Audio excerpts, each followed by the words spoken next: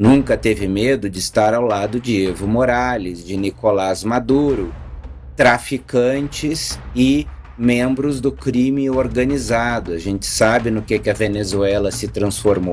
E dentro dessa estratégia, se preparem, porque aqui você tem todo o jogo antecipado. A gente vai ter agora, a partir de agora, uma intensificação desse discurso, dessa narrativa de ameaça à soberania. O Celso Amorim, que também já está meio Biden, processo de bidenização, ele já entregou parte desse jogo ali, não sei se foi por querer ou sem querer. Põe o vídeo, por favor. Os árabes sempre consideraram que, digamos, as tentativas de libertação nacional não podiam ser equiparadas ao terrorismo. Mas voltando ao específico que Vossa Excelência mencionou, eu defendo a mais forte, o presidente Lula defende a mais forte ação contra o crime organizado, dentro das leis brasileiras.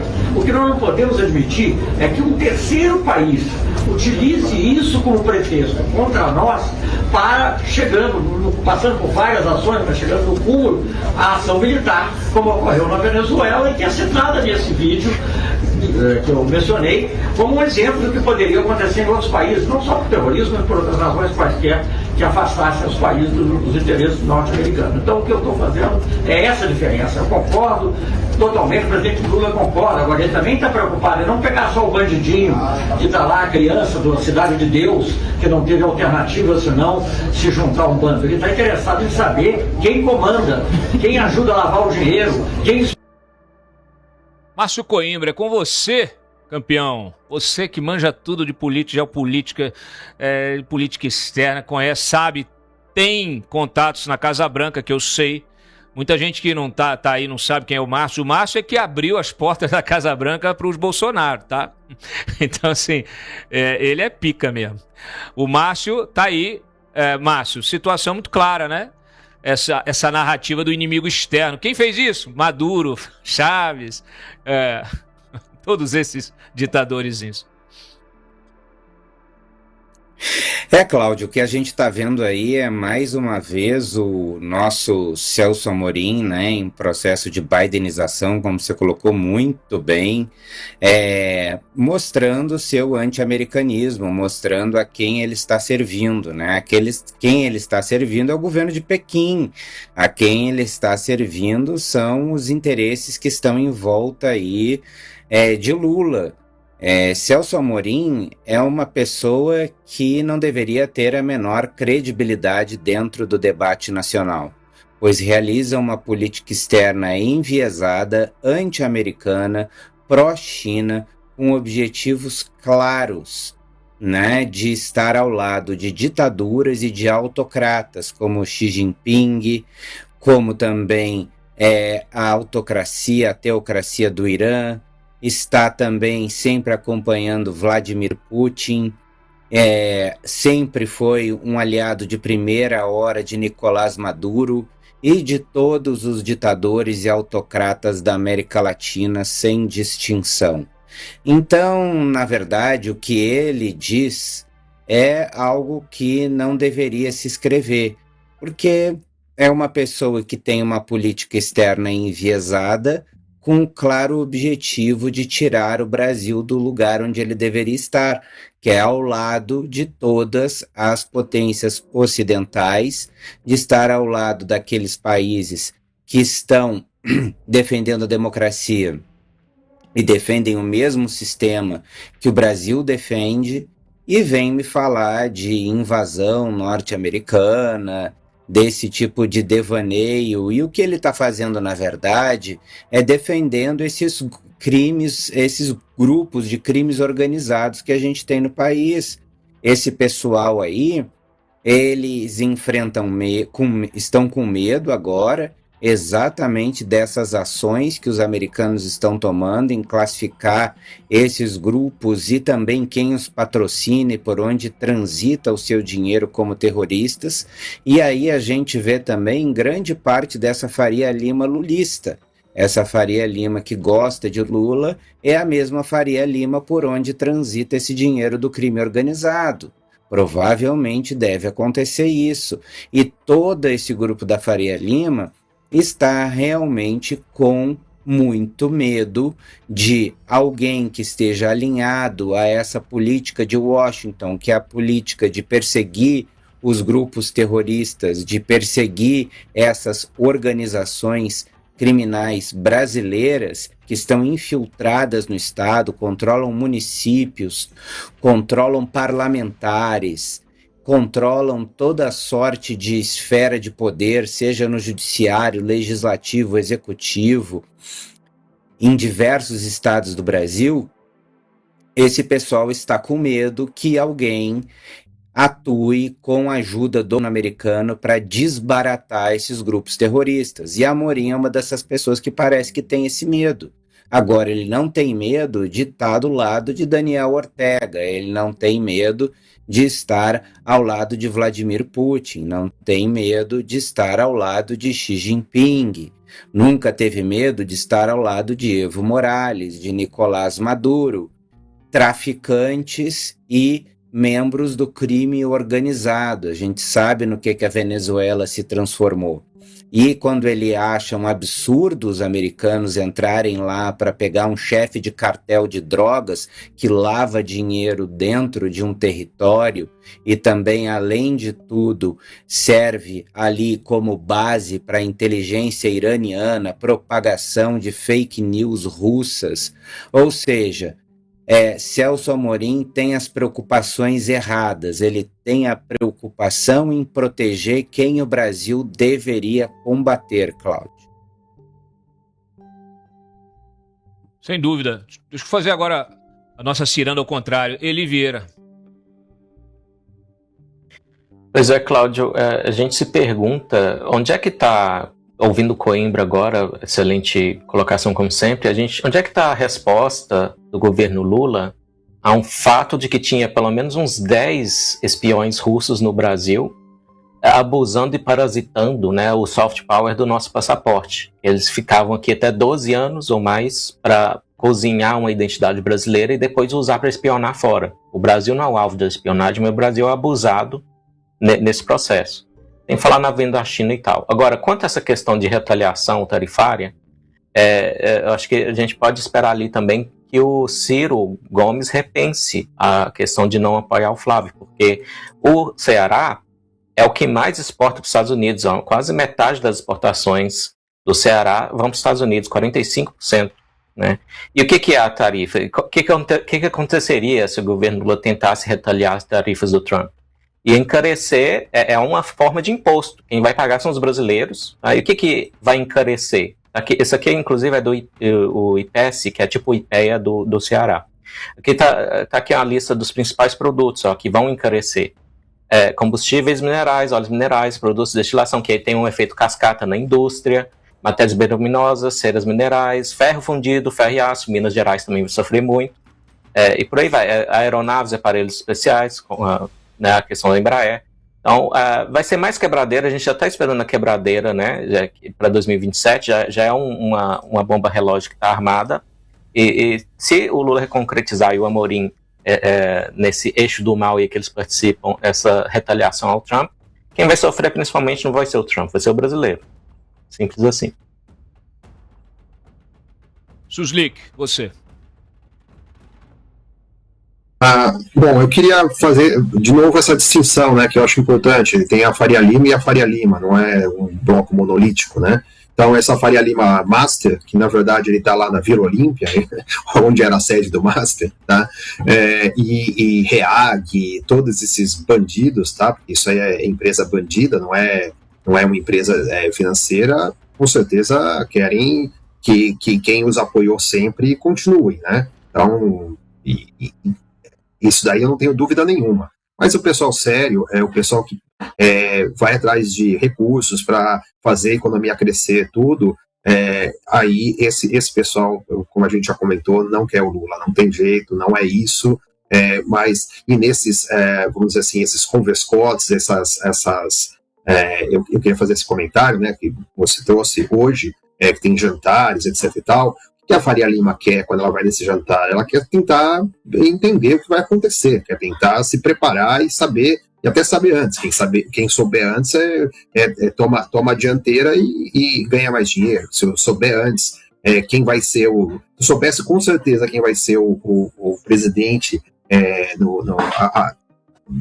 após a eleição, se eu tivesse essa informação de cara, eu vou ganhar dinheiro, porque eu vou fazer uma aposta direcional nesse presidente. Se eu souber que vai ser um presidente de direita, eu vou apostar, como Flávio, eu vou apostar que o dólar vai cair. Se eu souber que vai ser o Lula, eu tenho que comprar tudo em dólar, porque o dólar de certeza que vai subir. Então, quando você vai num jantar desses, você vai para tentar entender para onde está indo quem que vai ganhar, porque está muito indefinido. A eleição está muito difícil de você cravar quem vai ganhar. Ela está muito indefinida, essa eleição está para lá de indefinida.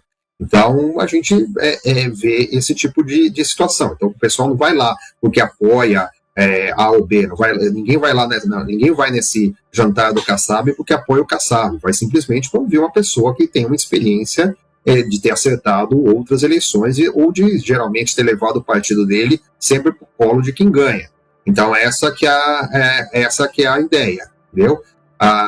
Então é isso que as pessoas fazem quando vão nesses jantares, tentar saber antes de todos. E o meu comentário e minha pergunta, eu já fiz isso numa outra participação aqui nesse programa, é em relação ao Celso Amorim, essa figura nefasta, né? O Lula nunca tem, por exemplo, por que o Celso Amorim não é o chanceler? A gente não deve ter nem vontade, nem compliance para ser isso, e nem porque tem vários negócios paralelos, nem idade, nem então vai lá e coloca o Mauro Vieira, tá? Que é um preposto deles. Então o Lula gosta de fazer essas coisas, né? Colocar alguns prepostos que são as eminências pardas, o ministro de fato, não de direito, que aí ele não vai se queimar, ele não precisa colocar o nome dele na reta. Mas o Celso Amorim, todo mundo sabe que tem, todo mundo, nós, né, sabemos que a maioria da população tem menor ideia de quem seja Celso Amorim, nunca ouviu falar nesse nome, né, sabe que tem esses interesses aí.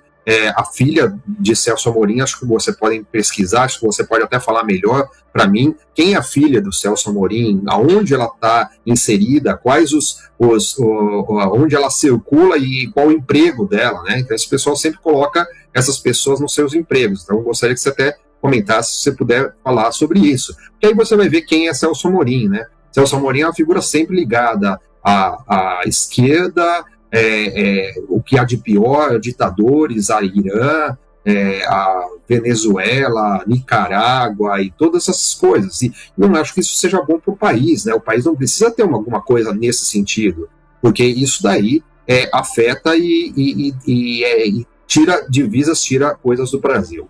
Então eu queria fazer essa pergunta, né? Quem é Celso Amorim, na verdade? Se você puder, como especialista internacional, falar um pouquinho mais, que isso é importante.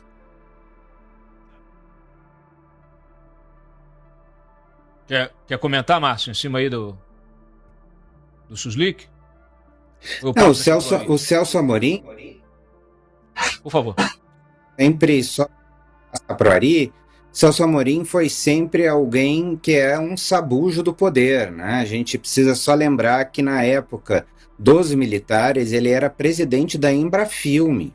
Então é um tipinho da pior espécie que tem, ou seja, alguém que aonde ele vê poder ele vai farejando para catar essas migalhas. Então agora quando o PT está no poder ele foi lá e assumiu quem ele verdadeiramente é, mas durante muito tempo eu conheci muitas pessoas que trabalharam no governo, pessoas muito próximas a mim, que tiveram negociações com ele, ainda dizendo que ele era uma pessoa desprezível, arrogante, que nas negociações brasileiras sempre se colocava numa posição de muita arrogância.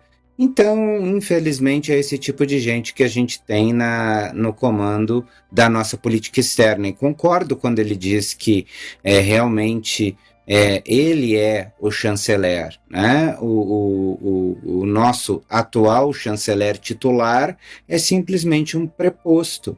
Ele é um preposto do Celso Amorim. Quem manda e desmanda na política externa é o Celso Amorim. Muito bem, deixa eu ouvir aqui o Ari sobre essa questão também, para a gente fazer a nossa última girada de pauta aqui. O Celso Amorim e o Samuel Pinheiro Guimarães, que foi o secretário-geral dele, destruíram o Itamaraty. Principalmente o Samuel, falecido. Eles resolveram imprimir uma doutrina de esquerda, terceiro-mundista, e de forma, vamos assim, eu diria em marcha batida. Afastaram pessoas de altíssima competência, jogaram outros no ostracismo e, principalmente, passaram a influenciar, e isso é que é o pior, a doutrinar o doutrinável Lula e Dilma também, à esquerda. A doutrinação desse posicionamento à esquerda, anti-americano principalmente, ou não tão anti-americano, anti ao liberalismo americano, é uma instrumentalização do Itamaraty que eu diria de mais de 20 anos. E está produzindo esses fatos. Ele não se afasta em nenhum minuto do que ele se propôs. Essa posição que o Márcio colocou, da vaidade dele, é impressionante. Ele tem um apelido que eu não vou repetir aqui, porque eu não... que é a exata expressão dele. Amigos meus, diplomatas de mais de 30 anos, se falar nele, as pessoas passam mal, de tão nefasto que é o Celso Amorim e o mal que ele criou no Itamaraty. Essa questão dele em relação aos Estados Unidos é quase como uma... Eu acho que ele deve ter algum problema psicológico em relação a isso. Bom, o Lula se aproveitou disso. O Lula procurou esse espaço do sul-sul, dos não alinhados, que é toda essa coisa do não. Só que ele agora pegou uma situação completamente diferente na geopolítica mundial. Trump assumiu uma situação que já deveria ter sido assumida pelos Estados Unidos há mais tempo, que é botar os Estados Unidos no lugar que lhe é destinado e devido no mundo desde o século XIX. De liderança efetiva. Não se pode marginalizar ou colocar em qualquer outro plano que não seja de liderança uma economia da potência americana. Isso ficou muito evidente nas duas guerras mundiais. Ficou evidente em toda a questão da Guerra Fria e na queda da União Soviética. A própria China, que é uma civilização e uma potência há 5.000 anos, se conforma à questão americana como está ocorrendo recentemente. Lula resolve brincar com isso. Essa questão em relação ao narcoterrorismo, ao crime organizado, hoje uma questão de Estado americano, não é nova nos Estados Unidos. A gente pode ver, inclusive, na filmografia. Mas quem assumiu de verdade o combate a isto foi Donald Trump. E é uma definição dele. O alinhamento da América Latina, nesse escudo das Américas e nesse procedimento, já é uma necessidade e uma tendência a ser adotada há muito tempo. O Theodore Roosevelt já falava nisso, já descobriu doutrina Monroe, ou seja, não existe possibilidade de uma América dividida, uma América como a União Soviética de Stalin tentava dividir, que foi a questão de Cuba. Quando Khrushchev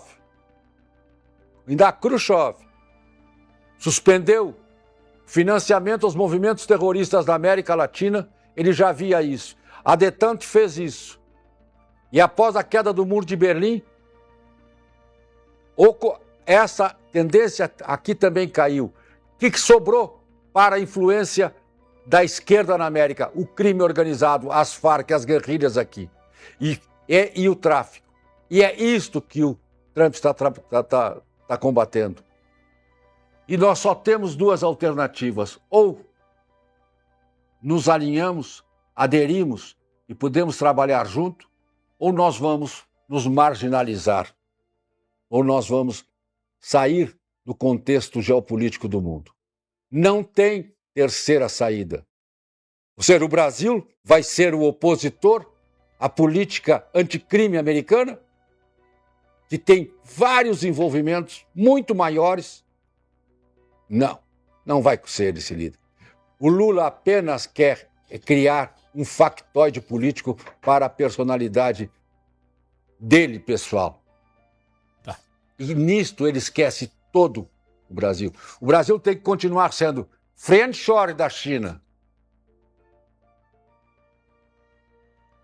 e vizinho e aliado americano. Excelente. É isso que o Brasil tem que fazer. Excelente, Ari. Deixa eu pontuar rapidamente aqui. Você falou da arrogância, da vaidade do Celso Amorim, o Márcio. Eu me lembrei que eu, quando cobria muito, né, Itamaraty, vivia lá naqueles arquivos e tal.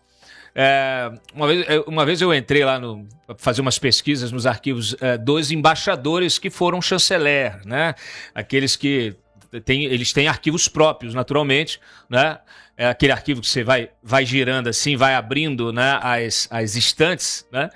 E assim, cara, os grandes nomes da diplomacia brasileira, todos ali com uma estante, eram estantes grandes, né? Uma estante, 2 estantes e tal. E o Celso Amorim tinha, sei lá, tipo, 7 estantes. Né? Ou seja, qualquer porcaria que ele fazia ou falava, ele mandava arquivar para ganhar volume. Então, assim, isso demonstra o tamanho do ego dele em relação ao que ele faz efetivamente, ao que ele fez na trajetória dele. Então, infelizmente, é isso. É um sujeito absolutamente arrogante e infelizmente, é um anão. Do ponto de vista diplomático, é um anão. Né? Eu espero que, quando a gente tem um chanceler de verdade, novamente no Itamaraty, que eu prezo muito a diplomacia, eu adoro política externa, eu tenho... A minha pós-graduação em política externa, sempre gostei muito de geopolítica, mas a minha expectativa é que um próximo chanceler de verdade, ele vá lá e coloque, refaça, né, esses arquivos aí e coloque o Celso Amorim no seu devido lugar, no seu devido tamanho histórico, diante dos demais chanceleres. Fica